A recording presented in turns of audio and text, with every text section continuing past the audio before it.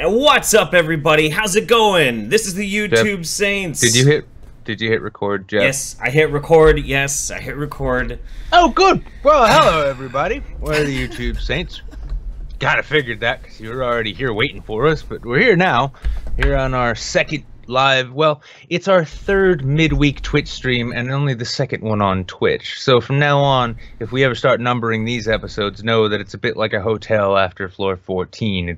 Everything's a little off. Well, and it's also only the second one that's being recorded because our first actual one on Twitch, which was our second show, supposed to be on Twitch, the second midweek show, it didn't archive, so it didn't save. And yeah, so welcome to show number 1 on Twitch. Welcome to our first Twitch show, number 3, episode 3. Gonna go 9 seasons if it takes us 99 seasons.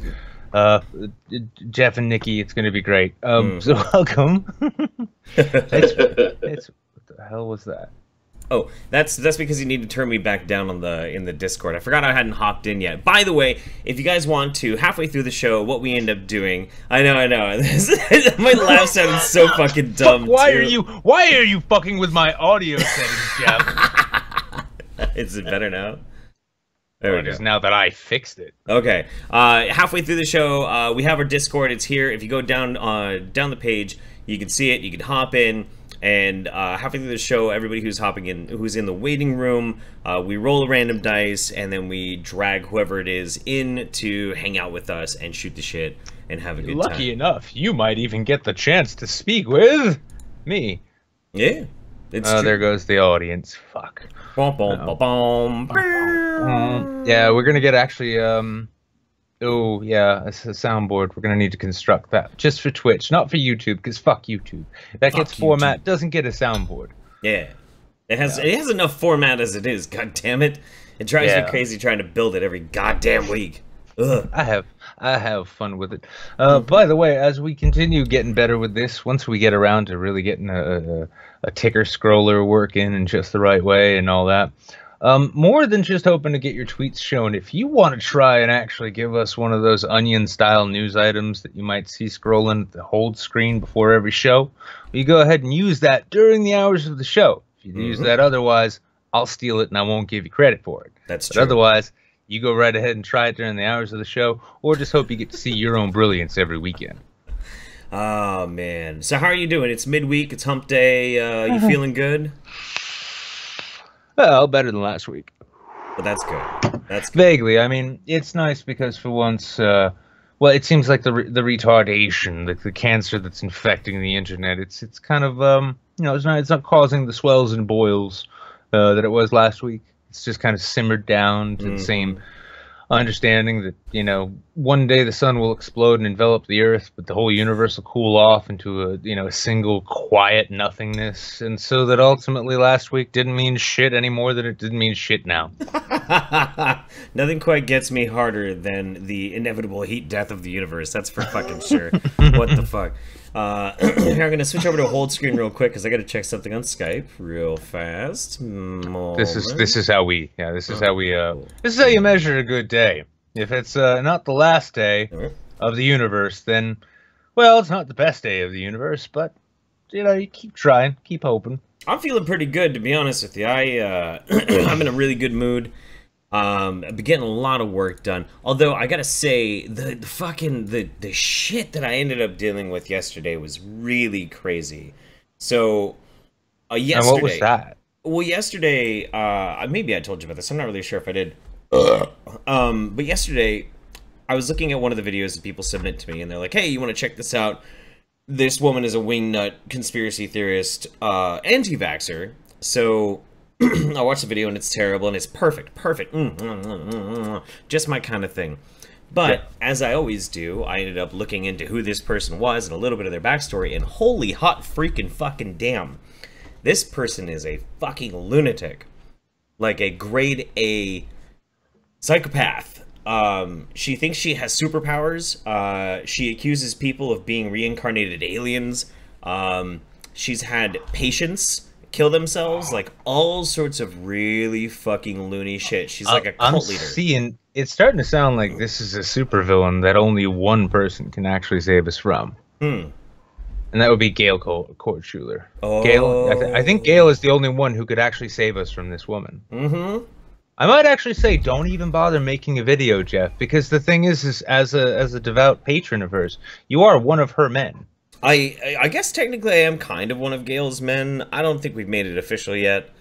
I don't know. Well, don't tell me. You could probably earn that title if you show her that Angelina Ballerina is taking a new form. Right. You see, Gail, Angelina Ballerina has been reincarnated as Teal Swan. She runs a self-help guru school, and she's obviously it's Jesuit up through and through. I mean, Jesuit conspiracy.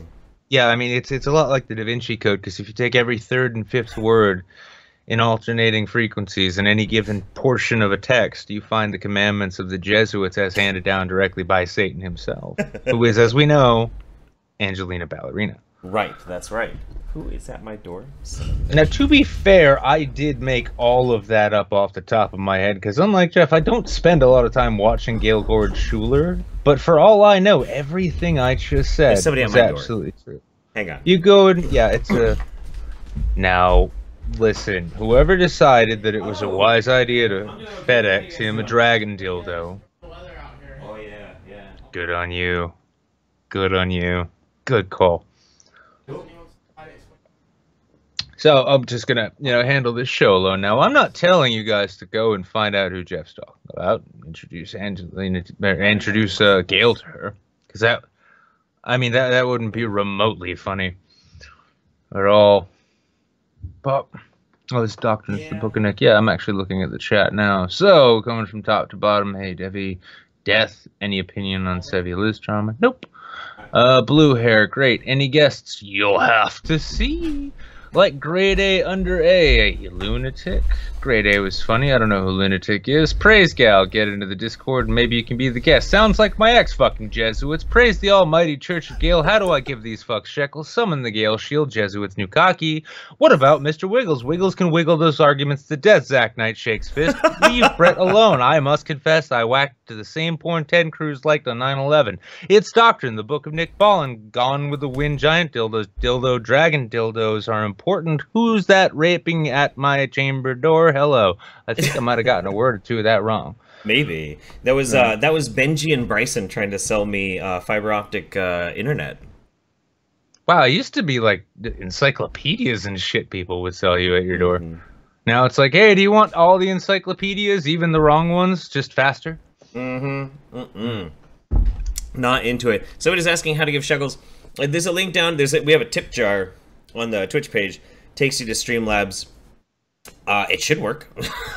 Yeah, honestly, too. If you guys, I'll take a little bit of it now, but you just press, figure out what button you guys want to press. Press that button at least once on all your turns, and if I see enough of that go at some point, I might just read the chat top to bottom as though it was a movie script once again. Just a piece of dialogue. That could be fun. Yeah. That's something I could sell on the fucking internet. So honestly, these food stamps ain't working anymore. And they actually turned the card off. Womp, womp, womp. That's some funny ass shit, dude. Yeah, they're all paying respects. They're all paying respects to the future of this show. Press F. Press F to pay respects. Has our mystery guest messaged you yet? Nope. Nope. All right. Well, we'll see. But we don't. But there you guys go. You did ask if we were gonna get a guest, and now it's a mystery. Yeah, it's a mystery. We're gonna have a guest, and it's a mystery. But you'll be pleased. You'll be very pleased. We've been trying to get him on a regular show for a while. So it's Doug Stanhope. Yeah, right. I wish that'd be cool. Fuck. It's like we couldn't get him on the regular show, but we're like, hey, Doug, you got like a couple hours to kill on a Wednesday afternoon? Oh, what are you guys doing? Oh, we're fucking around on Twitch. Oh, shit posting. Nobody knows who I am. I don't have anything better to do. Yep. What's your Discord, homie? What's Discord? Fuck. I always wonder about that kind of stuff, though. Like, I don't know if you do, but I always wonder if, like, there is this weird disconnection with people, like famous people. Does Britney Spears know what fucking Discord is? You know, has fucking Michael Richards ever had to use Skype? I can tell you, Phil Anselmo watches some genuinely shitty YouTube channels. So. Oh yeah. Well, he fucking watches both of us, so. Does he? Yeah, Phil. Are you talking about the dude who's the lead singer of that? Does he just watch everyone? No, no, he just loves shitlord channels. Oh, well, I mean, but this is the thing. I mean, look at Shatner, right? What has Shatner been on for 2 days about? He's been on about shipper posts in like Reddit forums and shit. Yeah. Basically, like Shatner has a Medicare light understanding of how bad fandoms can be on the internet, and he finds it fascinating. I just don't think he's necessarily as self-abusive as Jim. Because Jim's like, Sonic inflation porn. Oh, I need to spend the next 6 hours looking at this shit. God damn. Yeah. So I think, I mean, it's one of those. Actually, the president I just mentioned too, David Draymond. He was like, he flirted with Gamergate for a while, right? Yeah, so I mean, plenty of these people that Britney Spears, I doubt she knows how a computer works. It's probably all iPads mounted on the walls, and half of them are set up for her dog. Right? Who knows? I mean, I'd bet you like fucking 60% of Discord is like secretly owned by the Olsen twins at this point. And they're like, yeah, that motherfucker wouldn't have ever gotten off the ground without our pocket change. So who the fuck knows? I mean, what kind of disconnect is there between like e-celebs and their own fans? Consider that. You got some people who you got some people who engage with everybody, no matter how big they get. I kind of feel like there's it really just depends a lot of the time, you know, depending on how big somebody is and how much they have people, you know. That I got people to handle that, you know. I let my people deal with that. It's okay. I don't need to. I've got people. That's probably that's how I'd see it. Well, yeah, unless they get into it. That's the kind of thing. Like, you don't, like, nobody shows up in, like, the let's make videos and comment and shit and be fucking regular users of different platforms unless they want to be. Right. Oh, yeah. I mean, well, there are some people who are like, oh, I need to be on every single platform 24/7 and, like, you know, check every single remote thing that's being said about me or whatever to me. I've seen varying degrees, but when it comes to like knowing about Discord, I'd say anybody who's like, you know, famous, like works because they want more money, not because they need money. Right. If they're on Discord, I bet it's probably because they play games. And if that's like, keep in mind, Dave Chappelle dropped what, like over 300 grand on WoW. Yeah, he didn't he? Yeah. So yeah, you know, I forgot about that shit. That's fucking crazy. Yeah, well, Tris the Blancian, whatever. If the celebrity is Jim Carrey, he is everywhere and nowhere. That's very true. That is very, very true. Jim is very never on the internet at all because he doesn't exist, and the internet is just a series of occasions that he happens to observe. The internet is a series of tubes.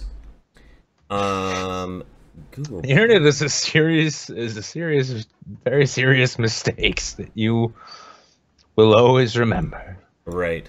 Oh man, you know what I just realized? So I just happened to click over and just look at the YouTube Saints email, and holy freaking shit, we didn't set it to not get an email every time somebody follows us on Twitch. Oh no, I know that. I keep forgetting to do that. It keeps popping up on my goddamn phone. It's like, you have an email, and I'm like, what, some cunt threatening to sue me again? Oh, no, someone else is following me on Twitch. Jesus. There we go. And meanwhile, it's like my own Twitch notifications. If I see a Twitch notification in my email box, I'm just like, well, fuck, something's broken at Google. I was like, I'm barely on there, so it's like, so-and-so's following you on Twitch now. I think, no, wrong channel. Go to the other one. That's where the content is. Well, shit. Do you wanna maybe get into some of these little topics that we picked out to shoot the shit about? Let's jump into the first one, which will piss everybody off because half the people will think it's hilarious, and the other people will swear that it's. Oh wait, no, this one, yeah. Oh yeah, the first one. Which is the first one? I don't know, the video one. Oh, fucking those Christ! Two cunts. Right. Yeah, with those two. There, or do you want to start with these two cunts? Let's start with these two cunts. Fuck start with these two cunts. So Paul Joseph Watson decided to make a video with an MMA fighter called "What They're Not Telling You About Depression." I thought he was just a kickboxer. Oh, is he a kickboxer? Okay. I don't know. He's like world kickboxing champion, which is like, oh, don't talk shit about him and his dumb ideas on the internet, or he'll kick your ass and show you how right he is. But no, and in fairness, he hasn't gone to that degree. But these people are cunts. Somebody in the chat was asking, did you guys hear about PewDiePie? No, what happened to PewDiePie? Three-time ISKA kickboxing. No, I did hear he actually got robbed of this #1 spot on PUBG the other night. Oh no! It was pretty brutal. He was going at him and he kept shooting him, and then he couldn't get. Yeah, it was pretty bad. I felt for him. Yeah, nigger. That's what. Twitch is even worse about it than YouTube is. Oh, I'm sorry. Whoops. Oh yeah. So by the way, shit. What was I just about to say? Algorithm. Oh I don't know. Algorithm. Something. Son of a bitch. My brain. Speaking of saying stupid things on the internet, let's play the video some more. All right. All right. Oh yeah. This is what I was gonna say. We can hear it coming through your speakers. He is three-time ISKA. That one there. Oh, because I also didn't set the audio to. Never mind. Go ahead. I've already seen. Yeah. Go ahead. He is three-time ISKA kickboxing world champion, son of chess master Emery Tate. He is Andrew Tate at Cobra Tate on Twitter, and he started a triggering of immense proportions amongst verified liberals on Twitter over the past few days. A triggering of immense proportions. Yeah, that's that's kind of what they. That's really kind of all these cunts have to fall back on, isn't it? I suppose so, but I mean, it also wasn't just people on the left. There's fucking everybody got pissed off about this because it's fucking garbage. It's garbage, and this is one of those. Hey guys, remember when a bunch of people were saying, "Watch out for this dumb shit" before? Oh yeah, because this cunt here. This is the thing. A kickboxer, right? Some kickboxer who looks like he'd otherwise be delivering fucking Thai food. Right? Him saying, well, I mean, Domino's wouldn't hire him. They have standards. Thai people know they can fire and hire whenever they want. So as long as he doesn't fuck it up, he can keep the job. But this kid, I mean, this kid. Hey, he's fucking retarded. What does he do for a living? He fights people. Okay, I can understand him having some really retarded opinions. But then this cunt here, who everyone's like, well, we can't trust the old media. We can't trust CNN. We can't trust ABC or NBC. And we need to go to new media sources. What, like this guy? Who, honestly, if I just started a new Twitter account and got enough followers and DM'd him saying I was a senior CNN correspondent who was there on the ground when we faked Libya, yeah, maybe you shouldn't take me seriously either, but he will.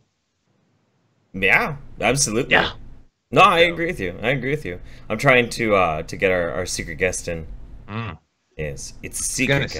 I was gonna say, what are you doing, motioning to me to stop when I'm on a rant about a moron, about this particular moron? When has that ever happened? Jeff, I'm on a roll. Jeff, wait, no, Jeff, come on, I'm in the zone, Jeff. Jeff, I'm on a roll. Don't stop me now. Don't stop me now, man. Jeff, don't you dare. Jeff. Uh-oh. Oh, no. Oh, no. Oh, God. This is the thing. Our guest, he is currently in hiding in a Baltic country. It's true. Yeah. It's totally true.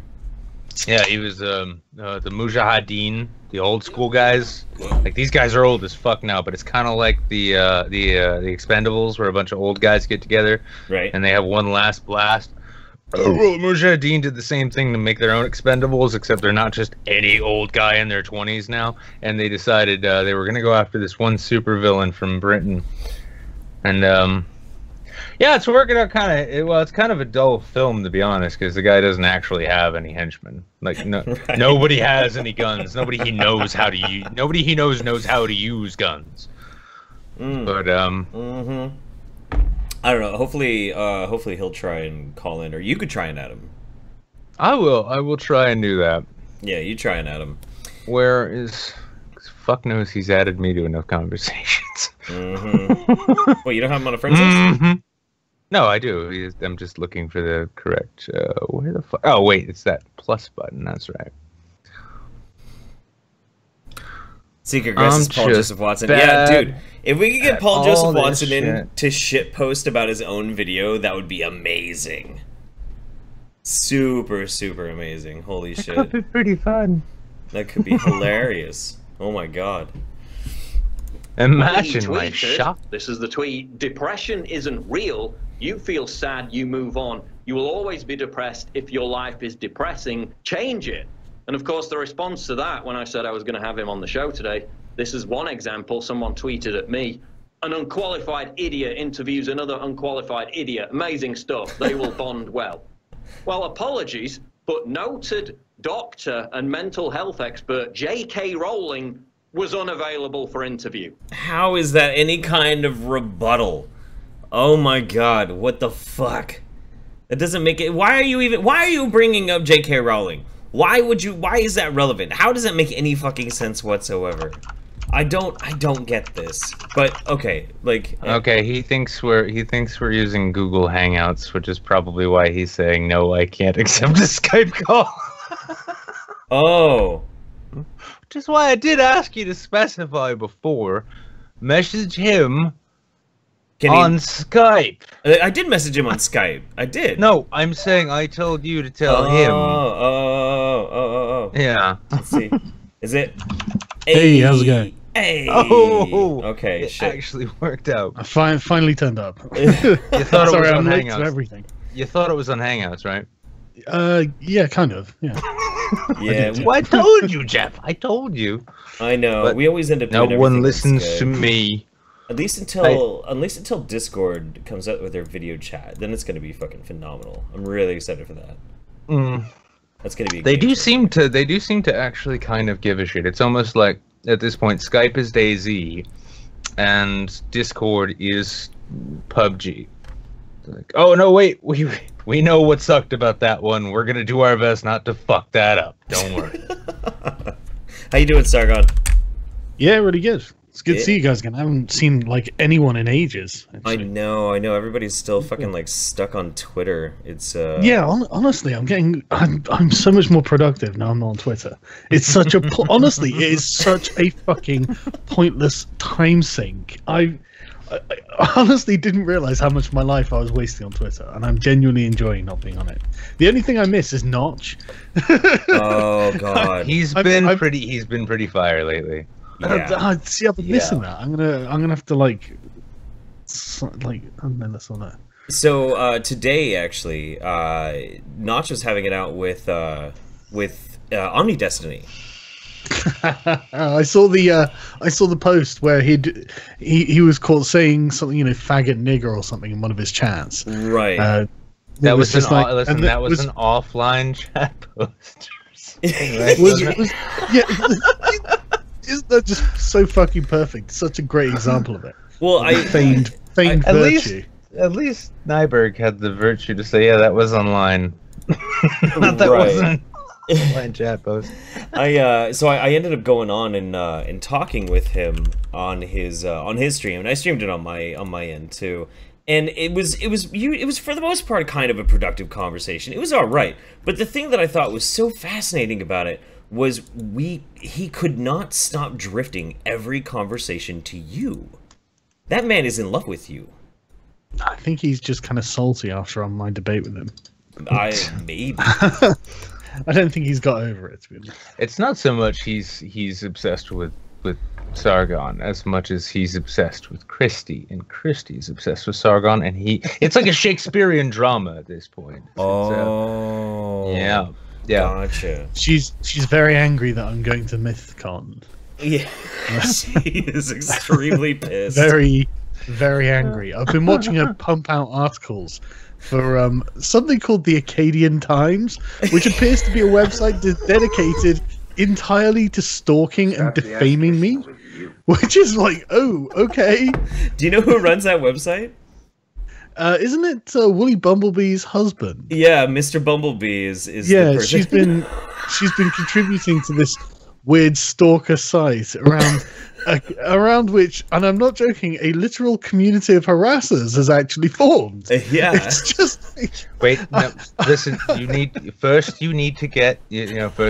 find the right representation, and then you need to come over and go before the UN. basically, yes. That's The only that's my way. plan. The only way Sargon we'll at the shut UN that down. 18, I think. Well, probably 2019. Listen, I'm going to be an elected representative next year, especially when they find these videos.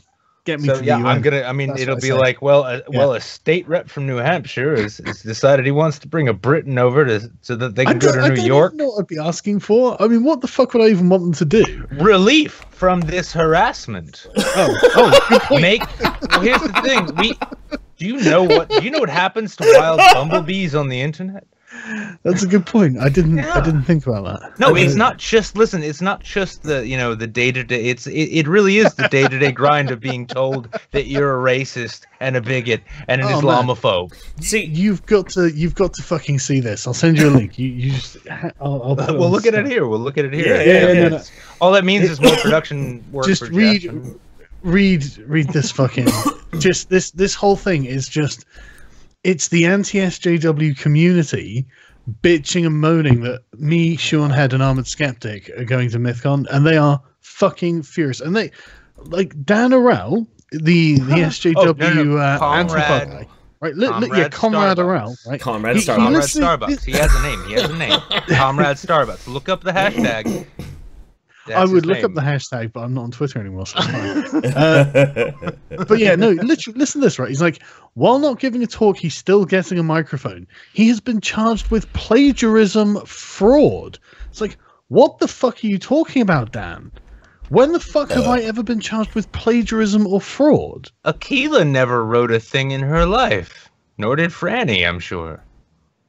Plagiarism But and that's fraud. not the point. I'm not being charged with plagiarism and fraud. Like, I didn't steal someone else's work and then like I'm not fucking Jacqueline Glenn, goddammit. No, this is Dan Arel. No, you're talking about Dan Arel and legit. The point is, this is a barefaced lie about me, and it's that's what he does, man. Do you know what Dan Arel bills himself as? An anti-fascist revolutionary. All that now, but before I had this wonderful exchange with him, which lasted about a full day because he wouldn't stop, and it was like he built himself as a full-time labor activist. So I asked him, what unions have you worked for? What unions have you organized? And then he started accusing me of being a fascist Trump guy and all this shit. And then he went and said, I know nothing about labor. I'm like, oh, well, actually, no, I do. What unions have you organized? Then he comes back and says, oh, you're a YouTuber. What do you know? I'm like, what? What are you? That's what I'm asking, Comrade Starbucks. Thing is, we're only at the beginning of the list of lies that he tells about me. That's the thing. Like, the first two are just real fucking whoppers. But then it's like, he's used this platform to harass women. No, I haven't. Make light of their rapes. No, I haven't. Made comments that could be construed as encouraging rape. No, I fucking haven't, Dan. You fucking lunatic. Let me ask you this: if Steve Shives had said these things, you wouldn't find that surprising, right?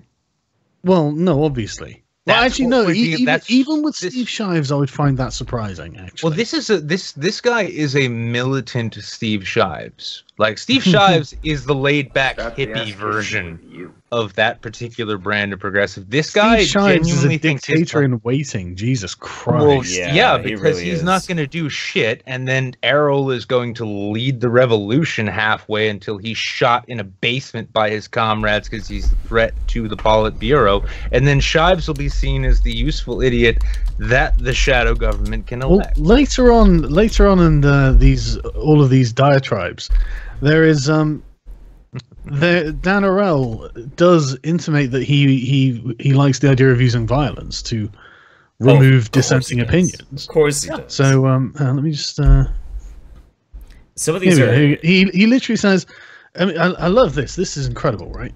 And I'm just quoting him verbatim here, right? I look at it similar to how I look at creationists.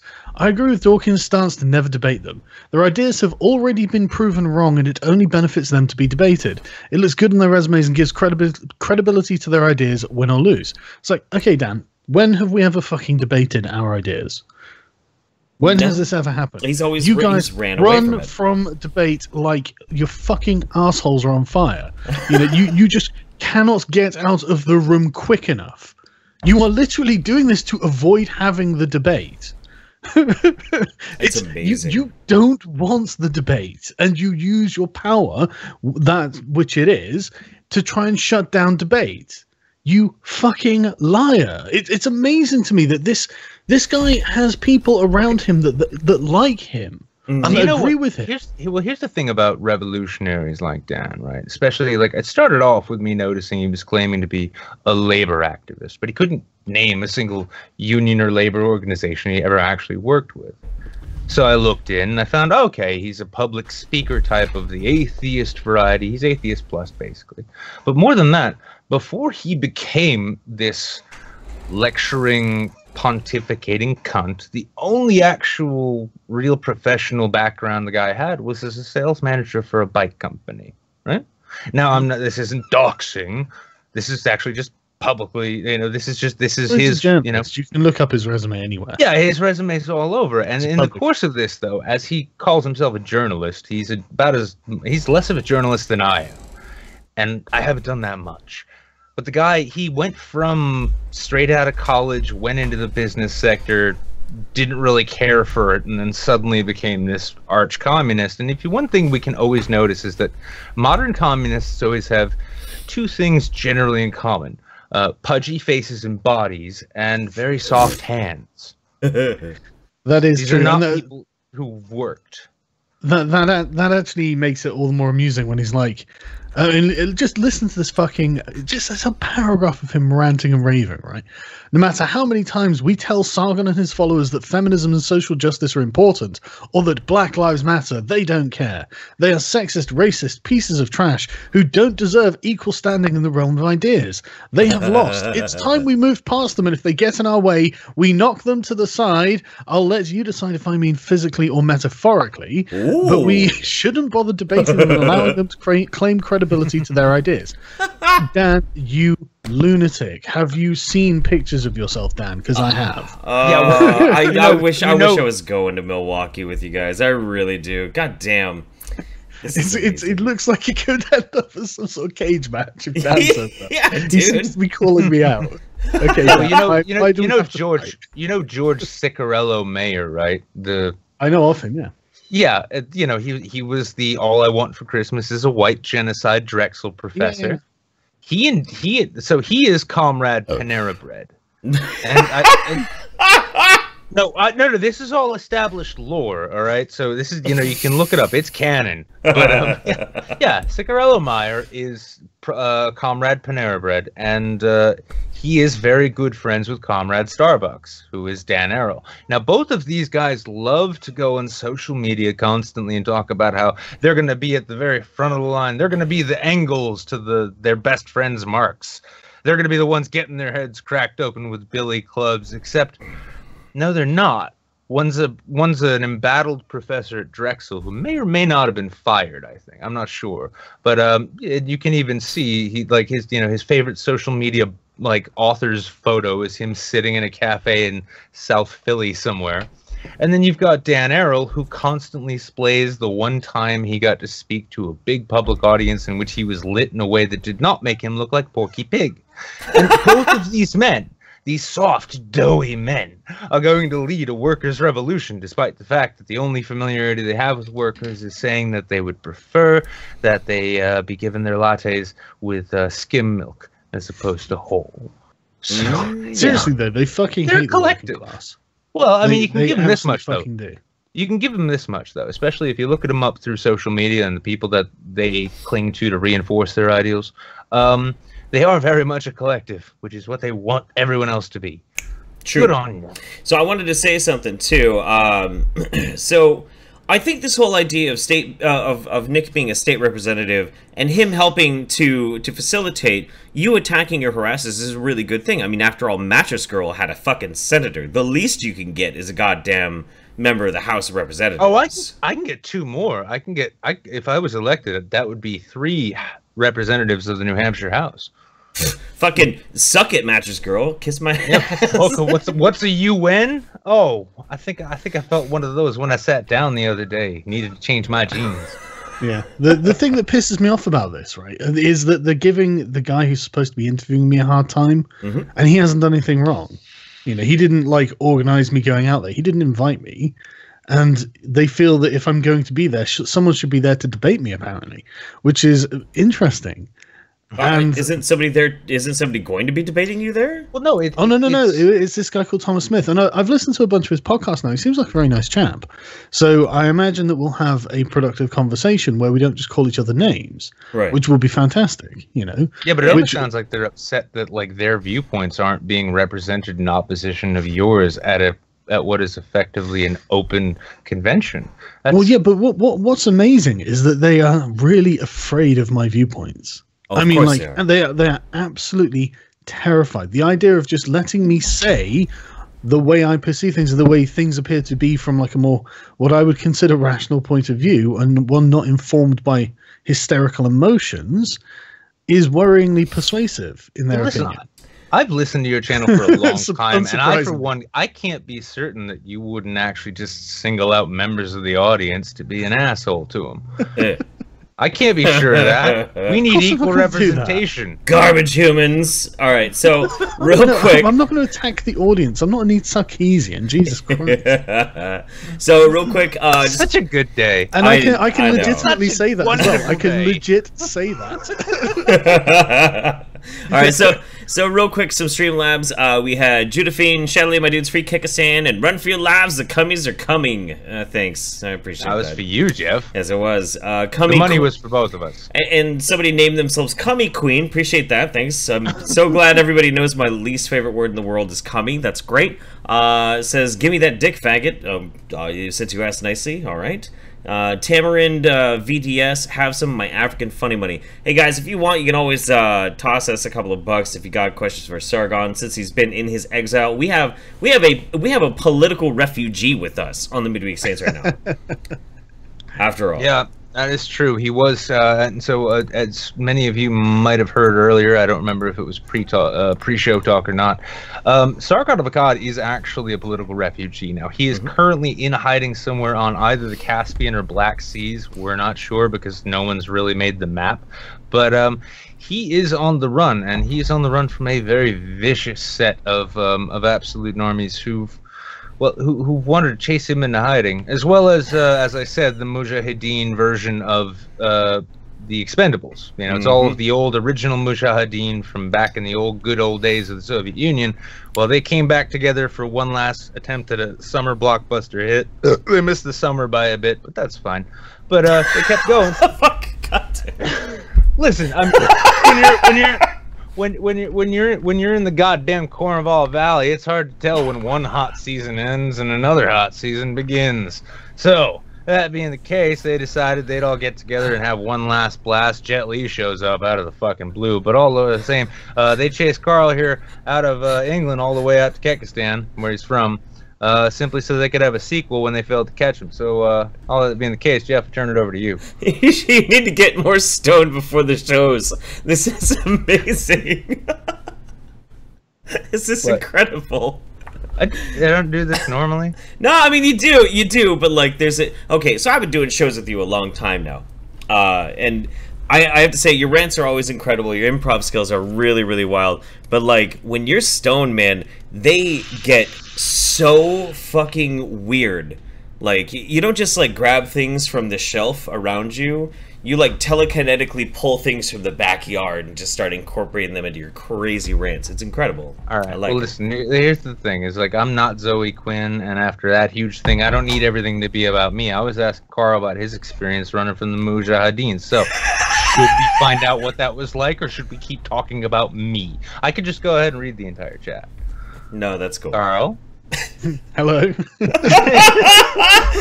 to be having a domestic moment. Didn't want to get involved. This is how all of our shows end up going. It really does. That's I'm great. not criticizing. I'm just saying. No, I know. No, you're right. And the problem ultimately just comes down to the fact that Jeff just leaves the heat up too high, and I don't feel comfortable. And then I ask him to change it, and he makes a big deal about it. God damn it! We're not fighting about the fucking air conditioning again. Son of a bitch. Now they're the goddamn globalists trying to get their CFCs all up in my apartment. So you're gonna be at Mythicist Milwaukee. That's next month, right? Or is it this month? No, the end of this month. It's the end of this month. In fact, in about like 2 weeks' time. Son of a bitch. Son of So a it's all bitch. kind of heating up. You know, they're getting really no, pissed no off one about can. it. No, it had to be kept secret. That way, no one could like get in his way to stop him. Yeah. Right. Yeah. Son of a bitch. They've been posting like clips of my debate with ContraPoints, as if like there's this one clip where I'm like, look, the Nazis are looking cool in comparison to you. That's what I was obviously trying to say. Right. I can't remember exactly how I phrased it. Something like the Nazis are looking cool, but the topic of the debate was in comparison to the social justice warriors, obviously.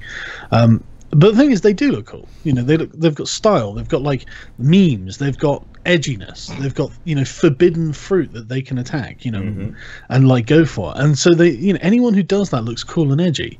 And they're using, oh, he thinks Nazis are cool. It's like, look, it's not my perception that matters, you dumbasses. You know, what matters is how well your propaganda is getting across, and it's fucking not. Every time you put out a fucking, you know, 2-minute video, did you know this is digital blackface? I mean, fuck, you fucking idiots are driving people to the alt-right. Well, there's not only just that. ContraPoints themselves, whatever, is just as guilty of this too. I mean, you watch there's a video. I don't remember what the actual topic was, but it was the very first time ContraPoints brought out their Nazi character, and it was like this normie, this like Berkeley going fucking liberal dude, trying to have an argument with a Nazi. And in the skit, you're supposed to be feeling compassion for the normie who doesn't get a chance to say anything, and like, that's not fair, it's not cool because the announcer is siding with this fasci. But because of how Contra depicted it, Contra made the Nazi actually look like a really funny, cool character. Like, nobody made Contra do that. Contra just, I guess maybe subconsciously, Contra would probably agree with the notion that Nazis kind of have this flair for cool. I don't know. I don't know. Well, here's the funny thing. People always like, you know, the left loves to try and meme. I mean, I say try, but it's, you know, it's kind of like, you know, you take the crutches and the walker away from your kid, and you say, all right, palsy's not going to keep you down. You do that quarter mile. Yeah, it's kind of like that. But I mean, I always think the best, like, if you want to, you know, if you want to say like, oh, Sargon got in bed with the alt-right long ago, and now he just like sympathizes with them. The best way to do that would be to get that great Peep Show sketch with David Mitchell out in the country doing the Nazi reenactment, and it's just like, yeah, it's nice to get away, isn't it? You know, all that PC rung amok. Yes, it is, and it's historically accurate. And the guys just zig hail. I told you not to do that anymore. Oh God, have I made the wrong kind of friends again? There's a great clip out there you could use, except they don't. I'm not really worried about it. I argue with them more than enough. No, not just that. No, feel bad right now, Carl. Feel bad now, because here's the thing: is that like mainstream convention organizing skeptics now know what a ContraPoints is. Well, no, that's fine. Like, I don't mind ContraPoints. I haven't got a problem with like ContraPoints or her content or anything like that. And apart from the points I disagree with, but they're points of philosophical disagreement. It's not like, you know, I don't think she's trying to be defamatory. But the thing is that I think the problem with them is they've been trapped in this echo chamber for such a long time. And it's not just like an ideological echo chamber either. It's a moral echo chamber, and they have to denigrate the outsider. They have to do this. I mean, you can look at literally any. I read like still talking about the MythCon thing. Sorry, I'm talking about this. It's just there's been so much going on. I didn't really want to make a video on because it's like, oh, it'll look like I'm being aggressive or something, you know. And I want to go there with good intentions, and so I haven't been making like videos about this more than necessary, other than to talk about the actual fact that it's happening. But there's been loads going on, and fuck, I can't remember what I was going to say now. it's just, I can't remember what my point was going to be. It was just, that was it, Richard Carrier. I don't know who he is. He's like an atheism plus guy. I know of him. Oh, yeah, I know that kind right, of, yeah. Richard Carrier, right? He writes this fucking piece the other day that he's arguing for us. Bring the rest of them. Sorry, I was supposed to mute when I commit. No worries. He's it's all right, man. Don't worry. He's arguing for us to be able to go there, but he's just completely denigrating us, completely like just talking, and not just us down, everyone else involved. Like he mentions Christina Hoff Summers and calls her like, oh, I don't know, some sort of car crash of feminism or something. What? You know? Yeah, I'm not even joking. You do not talk shit on Base Mom. What the fuck? Unless it's like the Princess Di car crash, in which is something everyone remembers and pays attention to, and rightly ought to. No. Hang on.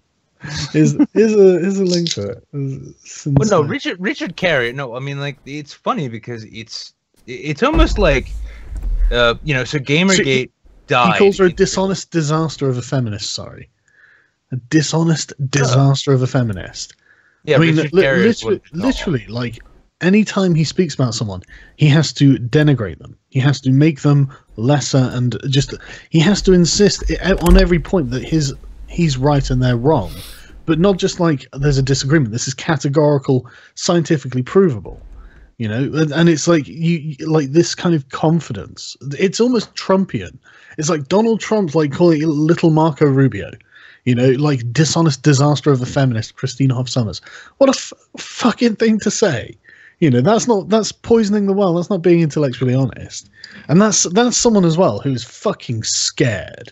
I would never do that to someone I was going to actually address their ideas. I'd never sit there and go, well, you know what, this pathetic piece of shit, you know, whoever ContraPoints said this and blah blah blah. You know, I wouldn't do that. You know, I might call them stupid, but that's not the same. Yeah, well, Richard Carrier, if I'm not mistaken, wasn't he one of the biggest voices with the elevator gate thing?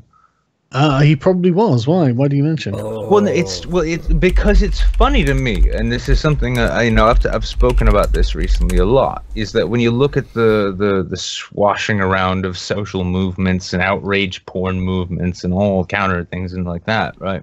You start to observe patterns, and it's the funny thing because the shit's happening in such rapid succession now. Like Gamergate, it's been dead for years. Oh yeah, But there's still people who like cling on to the outrage that the hashtag was attached to the hashtag.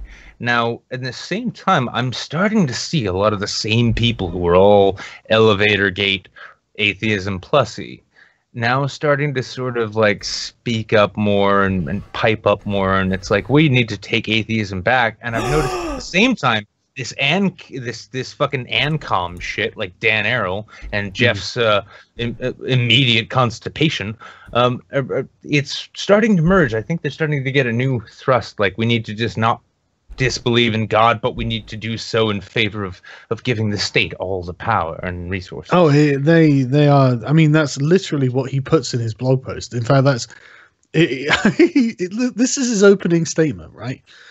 I'm a leftist. I fully support reasonable socialism to check and balance the excesses of equality, equally necessary and equally absolute capitalism. I'm left on all social values. I support taxes and even in some cases their increase. I think big government needs checks and controls, but it can actually accomplish a lot of the things we need and is often the best vehicle for doing so. He is unashamedly like statist. It's bizarre. Holy shit. Okay. So here's the thing. He's a socialist and a statist. I knew that I knew the name Richard Carrier. So when I first got involved in like the genre or whatever the fuck it is that we do on YouTube. Yeah. I'll tell you, like, you know what it is, right? It's just liberal activism. That's what it is. It's activism for just liberalism. Honestly. But it's just the Americans. You just have a different fucking definition of the word liberal.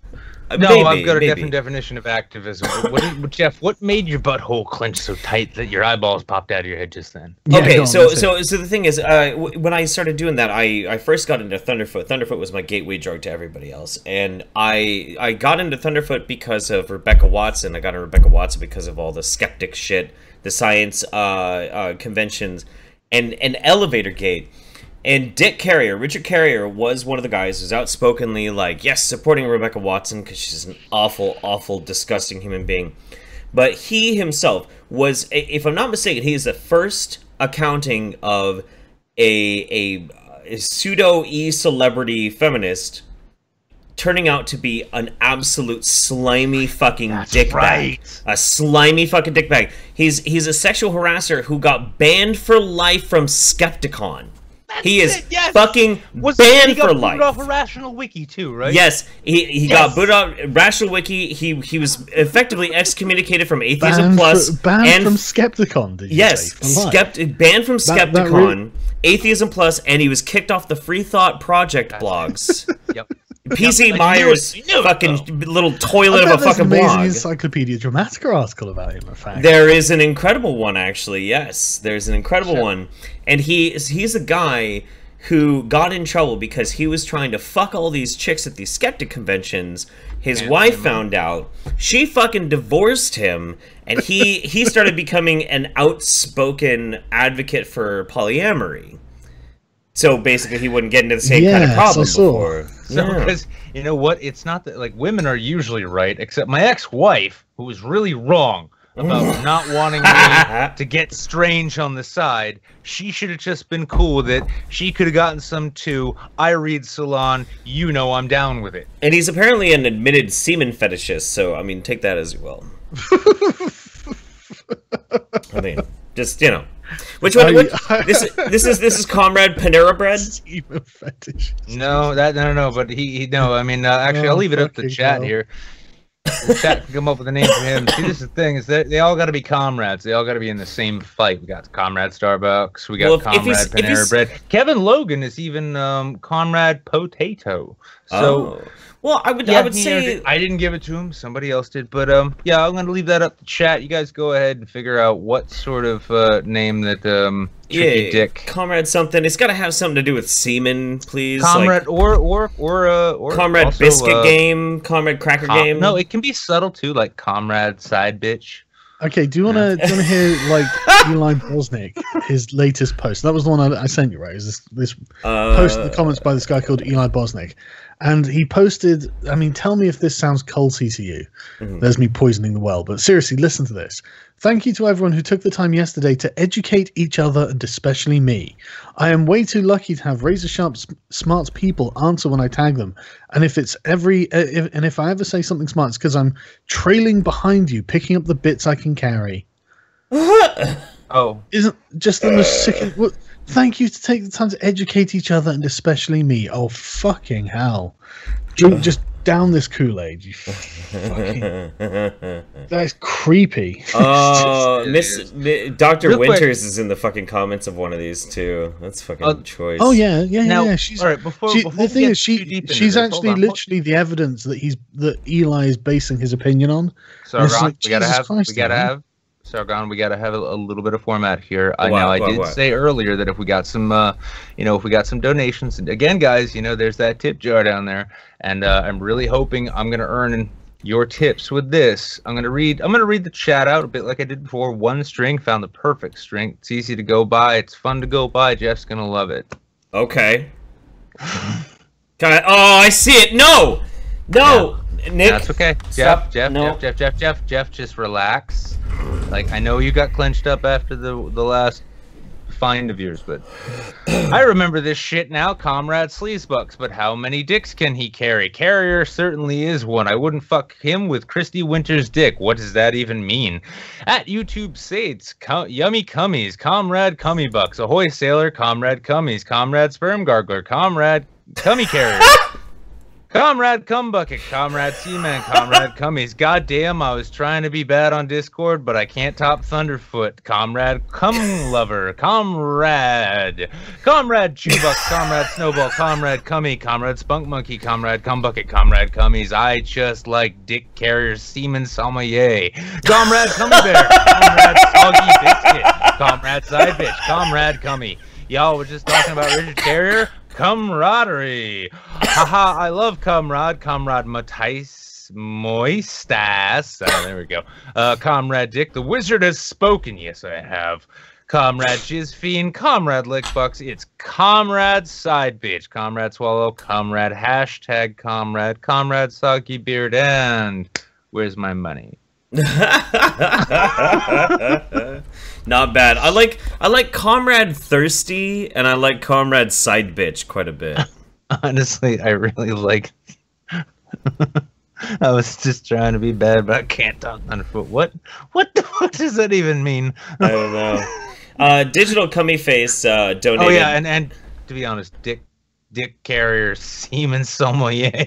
Yeah, I know. Digital Cummy Face donated and said, Contra, smash or pass? I'm going to go with a hard smash.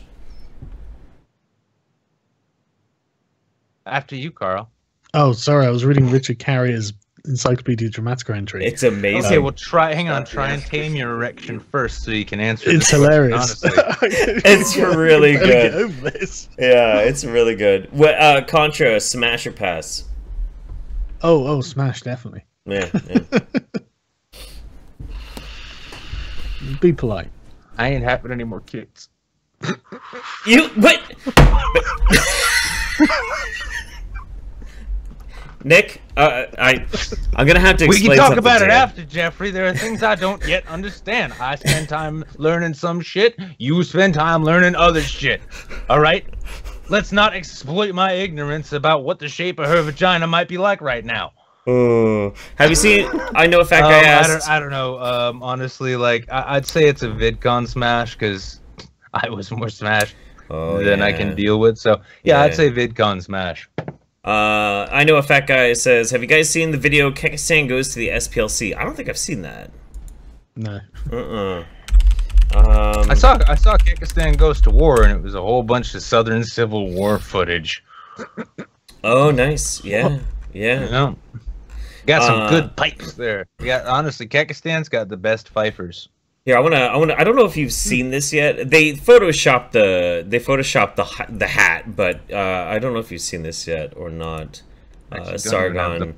But I wanted to open anymore. Here, I got my screen shared. I wanted you to check that out real quick. Someone actually did it. Yeah.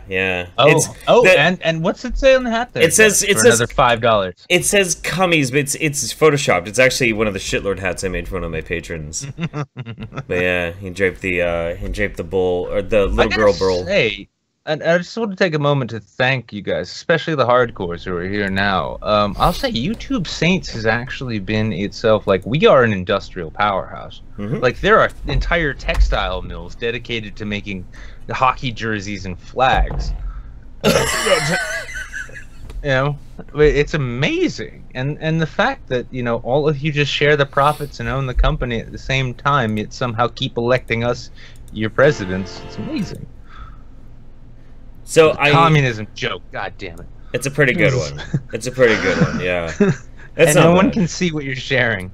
I know. I'll bring it up here in a minute. We'll do this, and then we'll move on to like guests or something, or we'll find something else that we're gonna talk about. But whoa.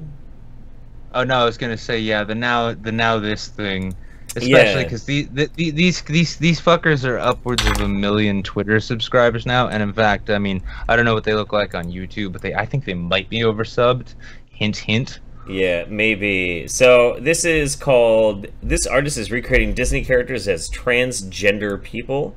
So yeah, I thought Nick showed this to me, and I wanted to kind of like play it a little bit. We'll see what we think. We'll see what we think.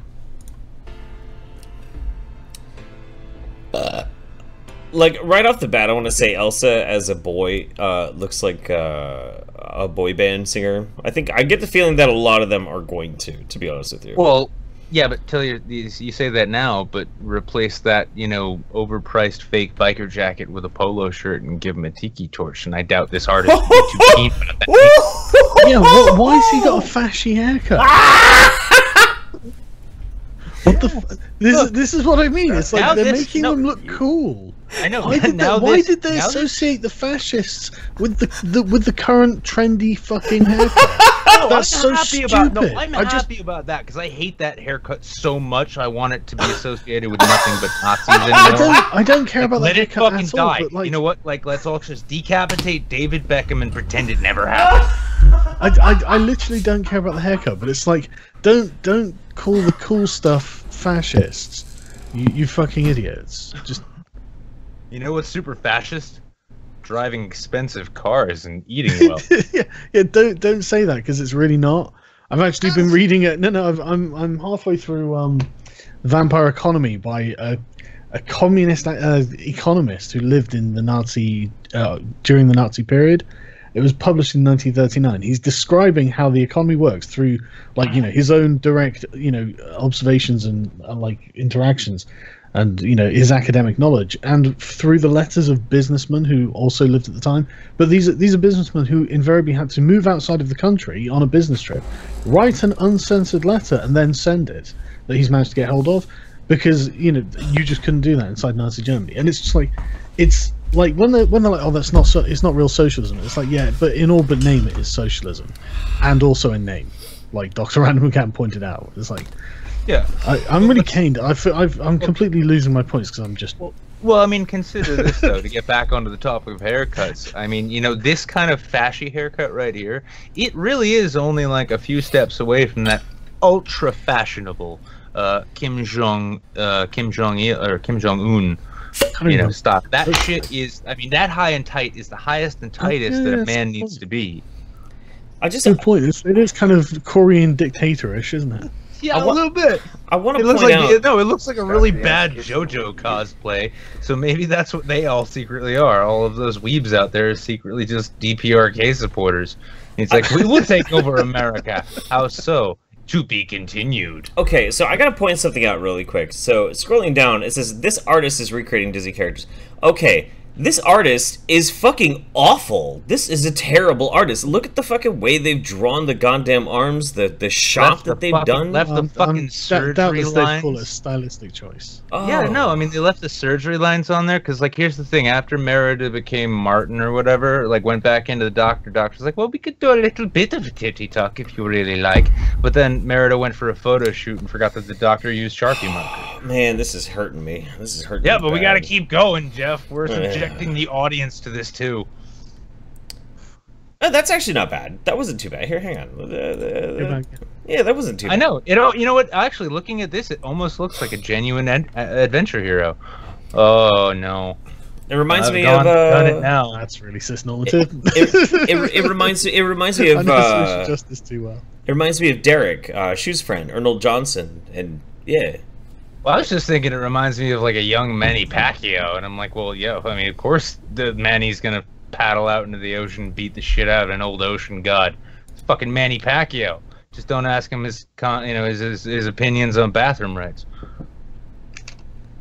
What the fuck is that? And that's just the last one. It's just like, oh, this is just two nefarious-looking white people. But then we go to the next one. It's like, oh, it's just two random Indians. Like, oh, look, it's a couple Indians looking at a bird in the sky. Oh, they're looking at a snail on the ground. White people and Indians got different interests. This is brave. This is brave. This is so. This is very brave. What the fuck? Yeah, that really overcame a few barriers. I felt it did. I gotta say, Martin Luther King would be smiling down from heaven, I'm sure. Yeah, but I mean, yeah. Well, here's basically. Oh, they're making never mind. No. No, but the thing, I mean, one of the comments I had to leave was, why only two genders? I mean, I want. Here's the thing, point. like, no, that's a good point. It's rather sort of like, well, whatever they call them, fucking other gender exclusive, isn't it? Rather bigoted almost. It's, I mean, it's not even that Disney should be ashamed, but they should be. But also now this should be ashamed. So should Facebook and Comcast for letting me see this. I mean, they're actually erasing those people's experiences. That's the thing. They don't seem to understand that this is erasing the experiences of an entire. They're saying that these people don't exist. That's what they're saying. They're saying that non-cis people, non-binary people, don't exist. It's. I think we should. I've read a lot of Hans Christian Andersen, and honestly, I've seen a lot of Riley Dennis reflected in that shit. It's just pure. Like are you a prince or princess? I'm a princey. The fuck does that mean? What? Just climb up my hair. Where's this hair coming from? Chat, which character is this supposed to be? Oh, I know that one. Which one is it? Oh, that's Flynn from the Rapunzel one, Tangled. Okay, so it turned him into goddamn Lady Gaga. What the fuck? And, like I was about to say, Flynn Kardashian or some shit. Jesus Christ! Yeah, it's just fucking Lady Gaga. Oh my God, they're both like having cum fall out of their face. Why Tarzan into fucking Boy George? What the shit? What is this?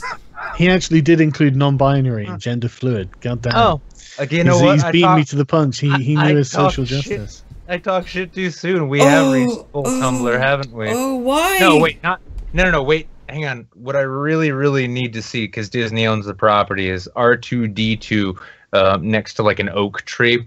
It's just what he identifies as, which is why he doesn't speak in English. Non-binary R2-D2.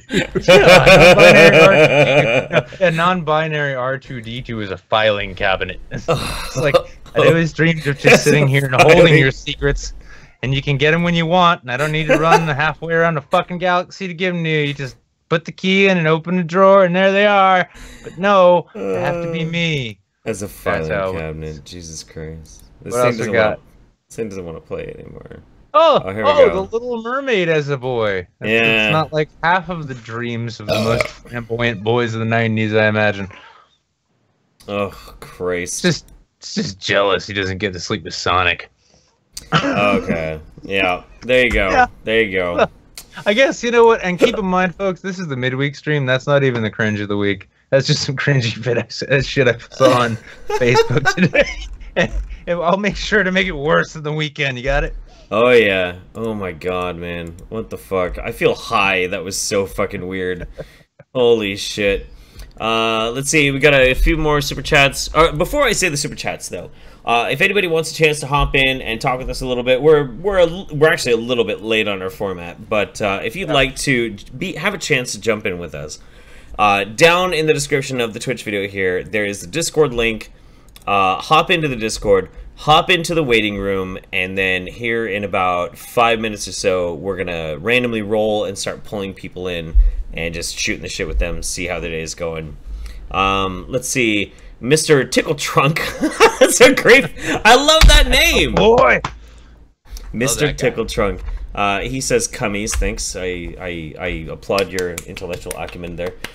Sergeant Buck, welcome to the Insanity Sargon. Watch out for CIA muffins. They glow in the dark. Thank you for the warning. Oh, real quick, hold on. While you guys listen to Jeff read these that was it. That was it. We didn't get a whole lot. Wow, I really thought that whole dramatic reading thing would have been fun, because one thing I was going to tell you guys is that in the chat as you watch it go by, you should actually do one of those Chinese telephone games where you make a story, one person starts a line, the next one finishes it. Keep that going, and when I see a story worth reading, I'll read it. Oh, yeah. Have you gotten a chance to try out that Echo Arena that I was telling you about, Sargon? No, I haven't actually. I've just been working a lot.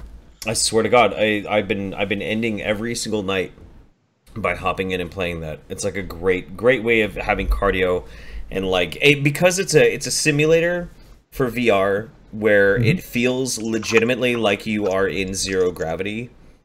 After all of the dog shit of dealing with the day and all the kind of shit that we have to do, doing the things that we do, being able to like float around as a robot and throw a fucking frisbee is just the most fun thing I've ever experienced in my life. It does sound cool. I will definitely check it out. It's incredible. One more from Mr. Tickle Trunk. Can you scroll back in that video again? I think Ursula from Little Mermaid ended up as Jim Sterling. Oh my God. No way. Really? Okay. Hang on. Yeah, let's go look. Let's go look. Oh no. Oh no. Oh my God. Oh shit, who does that remind me of? Oh fuck. Woo! Micah B, maybe? I don't know. It'll come to me, but it's just. That's. I can't fucking think who that looks like. It's the gym. I'll find it at some point. I'll blurt it out when it comes to me. Well, yeah. I mean, if the hair was a little lighter blue. I wanted to also ask. So obviously you know about the whole Destiny thing and the Keck armor piece that's been all the rage the past day. Yeah. I didn't realize it was actually like a thing. I just figured it was a coincidence. But maybe I suppose someone did put it in. But good for them. Shame it got removed. I know it is a really big shame that it got removed, but People like, should email them or something. I don't know. Complain. I know. Right. I know. I'm That always damn works. right. Well, I mean, If you're bothered by it, that's how they do it. You know? but first we have to change the whole perception of Kekistan. Have to do it. Now, I have They're had just going to lie. You've got to understand, these people are just committed liars. They don't care. They don't care about the truth. So it's just like they suck. They suck. But should we find out what sort of the beginnings of a story our chat has come up with? Oh, yeah. Okay. All right, go for it. Kind of got one. It's actually rather poetic, really. I mean, I could start it with, I love dramatic readings, Jeff. What is a fucking muffin? We'll get to that. Okay. Once upon a time, there was a moonju a time. I was falling in love in Britain with, and now I'm only falling apart. Nothing I can say. The moonju was sad because his cat was stuck on Earth that wanted to be Steel Panther. A total eclipse of the heart. Oh. How about a story about Sargon getting forced gender reassignment surgery? Cummies are coming. Do it. F blah Adam chunk. Oh, and I'm sorry, no, it ends. Commies no, are it forced ends, gender no, no, no. reassigning people. It ends. No, it ends on a thing. It ends on a note that like could keep it open to a sequel. Okay. Mundane math. This is the future liberals want. Holy shit. We're gonna work on this, chat. You To and be I, fair, we're there gonna work probably on are a the bunch of storytelling SJWs thing. who do actually want that. There was We'll get there was the better at most amazing meme going around that when Mundane Matt and Feminist Frequency agree on something, you know that you fucked up. And that was in Yeah, that was amazing. yeah, Like- in reference to the whole Firewatch Yeah. developer and PewDiePie. That was incredible. Yeah. That was Yeah, legitimately I incredible. was genuinely shocked. Anit Sarkeesian saying something that isn't insane and authoritarian. Oh, I Until know. you figure out that Anita Sarkeesian also realizes that half of her material depends on her showing other people's developed material in order to Well, criticize it and say that how it's contributing to rape culture. So Oh, you right. can't give Sarkeesian credit for being self-aware. She's just being... Well, yeah, I suppose. Uh, I was being generous. And charitable. Seaman Sommelier asks, Don't have praise that's Keck, always been your problem. praise Keck that you guys finally got Sargon on. Also, Sargon, did anything come from your BBC complaint about their Gamergate coverage from a couple years ago? Oh no, nothing.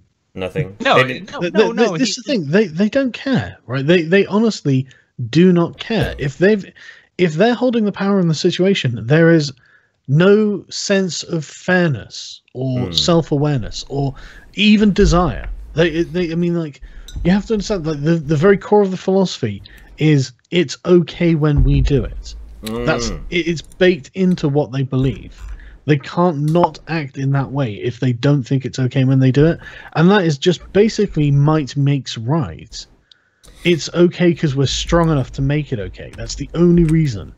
Because they're able to do it. And it's like the idea of like fair play and stuff like this. This is just they don't believe those values. They just don't believe them at all. That's why Steve Shives would censor the whole fucking world if it stopped one person saying nigger. Right. You know, it's right. he would literally do this. It's because he just thinks it's the right thing to do, and it's like, okay, but that's really scary. You fucking terrifying anti-freedom bigots. So, I just sent you a link to the Saints Discord. So if you can pop into that, and we're gonna drag you into the live show. And once you get in, this is basically so our guests can hear us, but the whole show can hear them and us. So once I grab you, you're gonna want to right-click on me and Nick and turn us all the way down. Right. Okay. I figured We can add a few more steps if you'd like. Yeah. No, that's fine. Yeah, it's like I've used Discord. It's like, well, I haven't. Barely. First time we did this, Jeff's like, gotta drag. So, like, what are you fucking talking about? I don't use Discord enough. I do apologize. People are constantly like, hey, did you see my chat on Discord there? Let's see. Yeah, try hopping just into general and I'll drag you in. There we go. You got a great avatar here. Fucking. Oh, god damn it. Yeah, okay. Yeah, just well, you have to turn him down too. So yeah, I turn him down, and he can turn us both down, and then we're pretty much ready to go. All right, so we're gonna pull some people in just to shoot the shit, hang out. We even have somebody in the waiting room called #1 Sargon fan. So I'm hoping you get picked, buddy. Let me do count 1, 2, 3, 4, 5, 6, 7, 8, 9, 10, 11, 12, 13, 14, 15, 16, 17, 18. Jesus Christ. 9, 20, 22, 23, 24. Alright, cool. 24 people. Let's roll the dice. Time to roll. Not 245. There we go. Why not? Fuck it. Let's see. We got... Here we go. Squigums. Get in here, Squigums. Hey, Squigums. How you doing today? Oh shit, I'm on. Yo, what's up? Oh, yeah, sorry. I go by the name of Dr. Squigums. Hey, yo, what's up? Hey, I think, Nick, do you have your... Great friend of yours, by the way. Alright, hang on a second. I'll get on that. Squigums, I can't fucking hear you for a moment, so Fuck. just be patient, Yeah, please. no, it's not you, Squigums. Please be patient. I have autism. It's because... I'll get on that. Squigums, I can't fucking hear you for a moment. That should be better. Squigums, whatever clever shit you said, please say it again. Be patient. I have autism. And you, Squigums... Now it's audio problems on your side! Squigums, you have to mute the stream. There can be only one, sir! Did you mute this? Did you mute the stream? Now it's audio problems on your side! Mute the stream. There can be only one, sir! There. Is it better? Yeah, seems to be better. Can you hear us? Can you hear us okay? Yes, I am terribly sorry. I'm sorry about that. It's alright, man.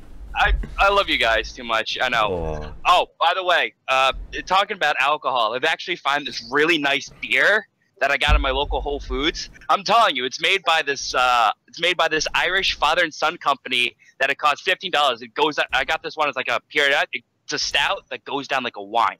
Fucking delicious. Fantastic. Is it actually a wine? No, it's a stout. It's a stout that goes down like a wine. Stout should not go down like a wine. Stout should go down like you're swallowing a handful of cedar chips that have been soaked in brandy. But it goes down smoothly like a good scotch, like a 24H. I have a question. Yeah. I have a question actually for you, Sargon. So what's it called? So shit, I gotta go get it. Be back in a second. All right, don't fuck around like that. If you're gonna tell me about a great beer and I don't know what it's called. My God, listen, I know you're upset because of the moon juice. I get that. I know, and Jeff's upset because of all the Comrade Cummies. That's very true. That's actually very accurate. That is actually which would be his name. I call it Comrade Cummies. Find the bottle. Find the bottle. Yeah, I'll find the bottle. Okay, so in England,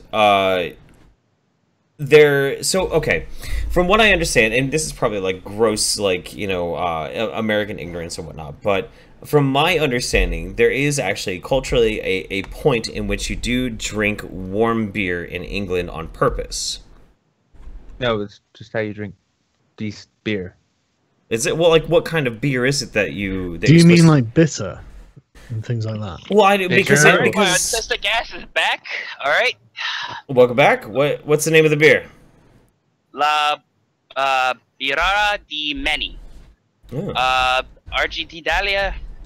It's called Piranat. It's really fucking good.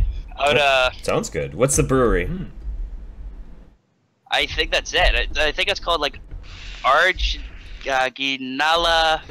I'll text it. I'll write on Discord for you guys. Okay, cool. Yeah, that'd be good because that sounds like a Belgian beer, not an Irish one. Yeah, guys. I wanted a little bit of help because I know, Jeff, you're a biologist, correct? Sure. Well, kind of. All right.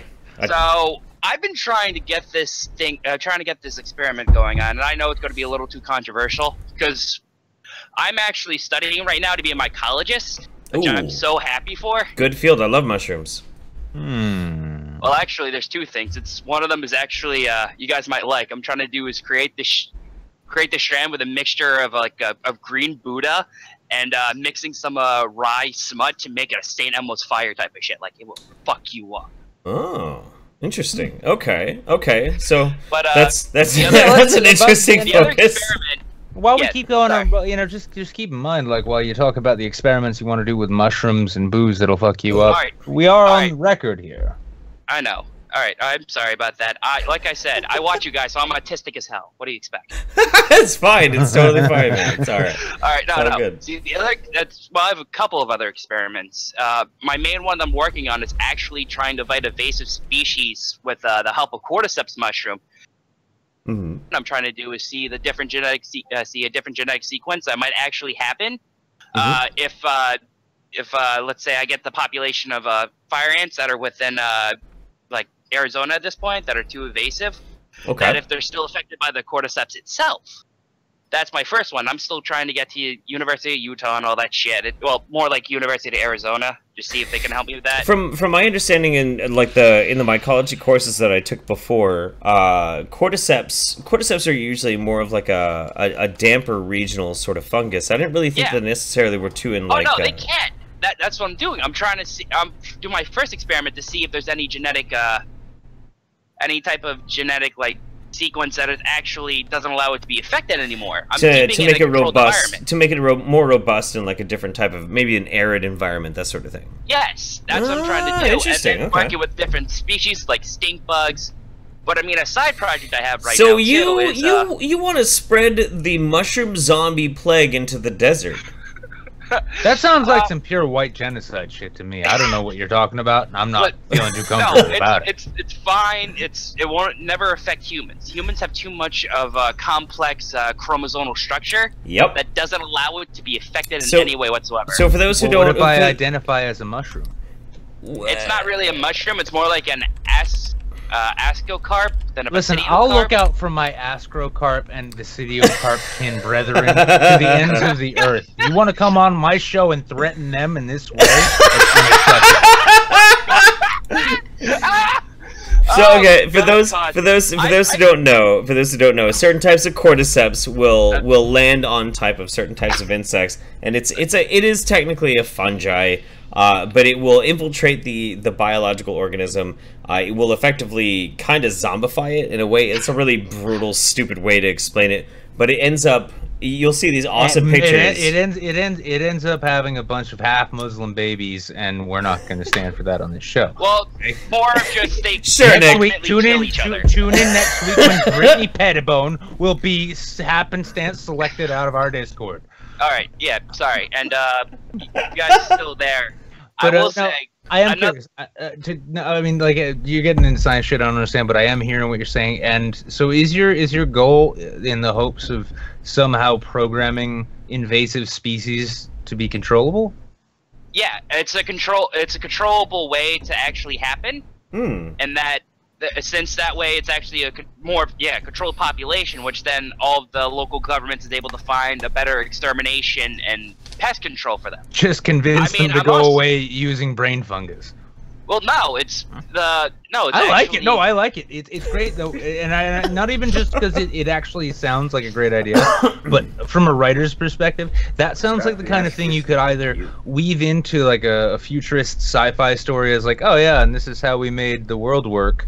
Like we made all of the invasive bug species pests go away using fungal brain control, or it's the nightmare scenario that you could write a paperback on about 20 minutes. I like it. So, Squigums, how far are you into your academia? I'm at my senior year. I have to be a super senior, sadly enough. I am trying. Well, that's more just do that, and then masters, which I'm getting in invertebrate zoology. I'm hoping to get in University of Hawaii, because that's where I can start really doing more of my experiments. Yeah, it has everything to do with experiments, nothing to do with the fact that you get to live in Hawaii. Well, no, and also because I live totally up north. Like I will like.